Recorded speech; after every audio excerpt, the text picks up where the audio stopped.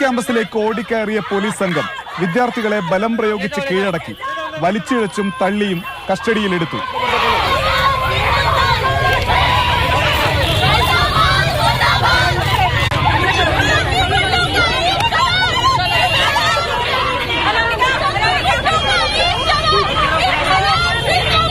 ക്യാമ്പസിനുള്ളിൽ പ്രവേശനമില്ലാത്ത പോലീസുകാരെ ക്യാമ്പസിനുള്ളിൽ കയറി ഒരു ഗാളിനെ 15ഓളം വനിതാ പോലീസുകാർ ചേർന്ന് വലിച്ചയച്ച്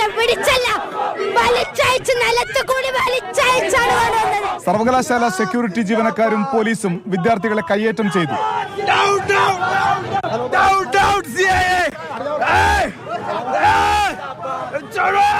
പുറത്ത് സംഘടിച്ചെത്തിയ MSF പ്രവർത്തകർ റോഡിലിരുന്ന് പ്രതിഷേധിച്ചു.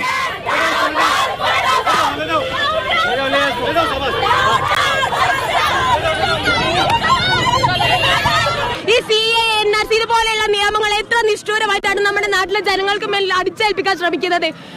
എന്ത് ക്രൂരതയാണ് ഇവർ കാണിക്കുന്നത്. അതുകൊണ്ട് തന്നെയാണ് ദില്ലി പോലീസ് മുർദാബാദ് എന്നിങ്ങനെ കണ്ടിന്യൂസ് ആയിട്ട് വിളിച്ചുകൊണ്ടിരിക്കുന്നത്. തിരുവനന്തപുരത്ത് രാജ്ഭവൻ പ്രതിഷേധ കേന്ദ്രമായി. യൂത്ത് കോൺഗ്രസ് പ്രതിഷേധം അക്രമാസക്തം.